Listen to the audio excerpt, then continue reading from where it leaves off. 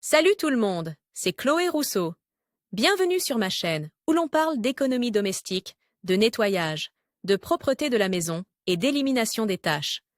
Pensez à vous abonner pour ne rien manquer. Maintenant, allons droit au but avec le sujet de la vidéo Si d'aujourd'hui. chaque fois que vous devez changer votre garde-robe, vous ressentez un profond sentiment de paresse ou un mal de tête, ne désespérez pas. Aujourd'hui, je vais vous expliquer les 7 étapes à suivre pour changer votre garde-robe, comme un pro. N'oubliez pas que cette tâche est essentielle pour s'adapter à la météo de chaque saison de l'année. Table des matières. 7 étapes de base pour changer votre garde-robe. 1. Videz complètement votre armoire et nettoyez-la. 2. Répartissez vos vêtements par catégorie. 3. Jetez les vêtements usagés ou déchirés. 4. Réparez ou donnez les vêtements qui ne vous vont pas. 5. Conservez les vêtements que vous porterez la saison prochaine. 6. Sélectionnez les vêtements qui resteront dans votre garde-robe. 7. Trier votre garde-robe avec les vêtements de saison. Changer de garde-robe au fil des saisons est essentiel pour tirer le meilleur parti de tous les vêtements que nous avons à la maison. En d'autres termes, c'est une tâche qui nous rend plus pratique et qui nous fait gagner beaucoup de temps au moment de nous habiller. Sans parler de l'espace que vous gagnerez après avoir rangé les vêtements de l'hiver, ou de l'été, précédent. Par exemple, si à chaque fois que vous ouvrez votre armoire, vous ne trouvez rien à mettre, c'est qu'il y a un problème d'organisation ou de méthode. C'est pourquoi il est important que vous teniez compte des conseils suivants pour organiser votre garde-robe. Quand changer de garde-robe et pourquoi? Mais en quoi consiste un changement de garde-robe? C'est très simple, un changement de garde-robe se fait pour des raisons très importantes. D'une part, pour avoir sous la main des vêtements de saison et, d'autre part, pour faire un nettoyage en profondeur de la garde-robe, sur le plan physique et mental. Il est normal de procéder à ce changement de garde-robe 2 fois par an. Une fois au début du printemps et une fois à la fin de l'été et au début de l'automne. Toutefois,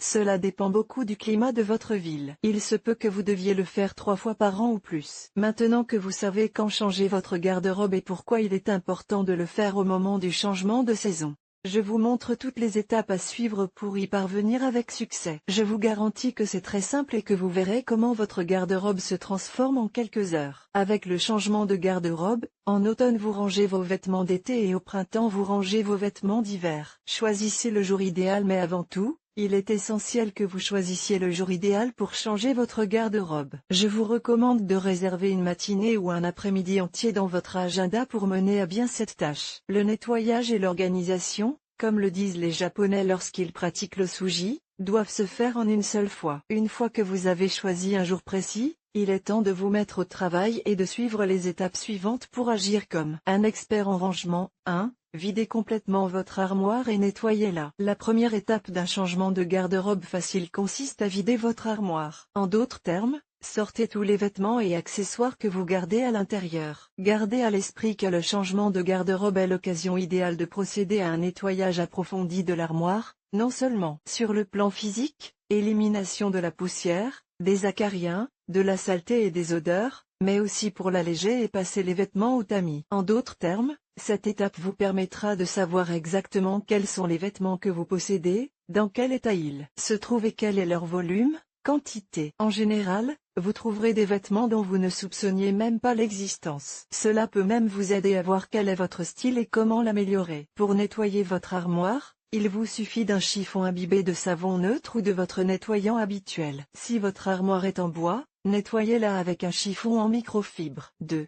Répartissez vos vêtements par catégorie dans l'étape suivante. Faites une sélection des vêtements que vous allez jeter, de ceux que vous garderez pour la saison suivante et de ceux qui resteront dans l'armoire et que vous utiliserez pendant les quelques mois à venir. Comment faire cette sélection? C'est très simple. Il suffit de diviser les vêtements en catégories, de les séparer les uns des autres et de réfléchir à leur utilité. Par exemple, s'il s'agit d'une robe automne-hiver et qu'elle vous plaît beaucoup, gardez-la pour la saison suivante. Si elle ne vous plaît plus, le mieux est de la vendre, de la donner ou de l'offrir à un ami ou à un membre de votre famille. 3.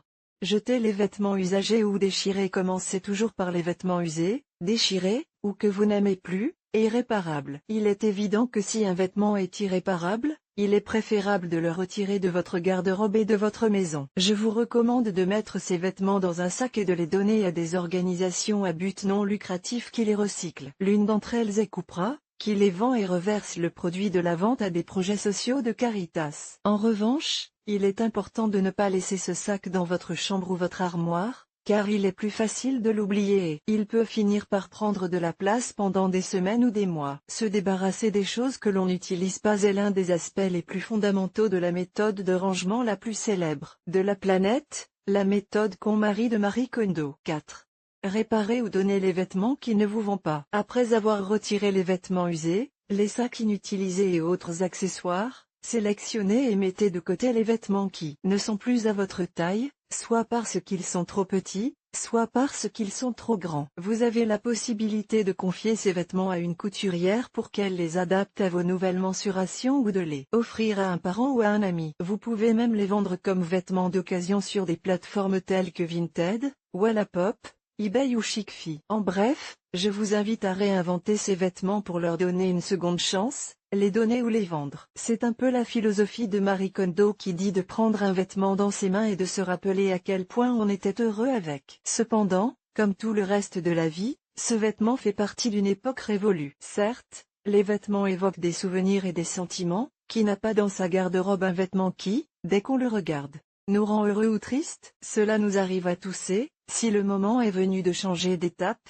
il est important de savoir quoi faire de cette pièce, la garder, la donner ou la vendre. La décision vous appartient. S'il s'agit d'une pièce que vous êtes susceptible de réutiliser à court terme, conservez-la dans un endroit plus éloigné mais accessible. 5. Conservez les vêtements que vous porterez la saison prochaine. Enfin, il est temps de ranger les vêtements que vous ne porterez pas pendant la saison en cours. Par exemple, si vous changez votre garde-robe pour le printemps, vous devez ranger tous vos manteaux, puis les pièces d'automne et d'hiver. N'oubliez pas non plus de ranger les bottes et autres chaussures que vous portez habituellement à cette période de l'année. Il doit être clair que ces vêtements seront conservés et stockés pour l'hiver prochain. Vous pouvez les ranger dans une penderie, sur un canapé ou dans des boîtes de rangement. Si les vêtements prennent beaucoup de place, comme les manteaux de plumes ou les doudounes, je recommande d'utiliser des sacs sous vide. Placez le vêtement dans ce sac et aspirez l'excès d'air à l'aide d'un aspirateur. Les sacs sous vide sont idéaux pour conserver les vêtements d'autres saisons, en particulier ceux qui prennent beaucoup de place. Une question fréquemment posée lors des changements de garde-robe est la suivante: combien de temps dois-je conserver un vêtement que je n'ai pas porté cette saison? Je conseille toujours à mes clients de garder ce vêtement pendant 2 saisons au maximum. Par exemple, s'il s'agit d'un manteau d'hiver, vous pouvez le conserver pendant 2 saisons d'hiver au maximum. Si, après 2 hivers, vous constatez que vous n'allez pas porter ce manteau, il est préférable de le retirer de votre armoire ou de votre dressing. Cela peut paraître anodin, mais cela arrive très souvent et la seule chose que cela entraîne, c'est que les vêtements restent dans les armoires et prennent de la poussière et de la place. 6. Sélectionnez les vêtements qui resteront dans votre garde-robe. Il existe certains types de vêtements qui, par nature, sont des incontournables de la garde-robe et doivent y rester toute l'année. Il s'agit bien sûr des vêtements de base, des débardeurs, des chemises à manches courtes, des vêtements de sport, des sous-vêtements, des accessoires, etc. À ce stade, il est très important que vous ayez un objectif clair. Vous ne devez garder dans votre armoire que les vêtements que vous allez utiliser au cours des prochaines semaines ou des prochains mois. Il est important qu'ils soient à portée de main pour en tirer le meilleur parti. En fait, changer votre garde-robe vous aidera à voir et à ressembler à la garde-robe d'un magazine. 7.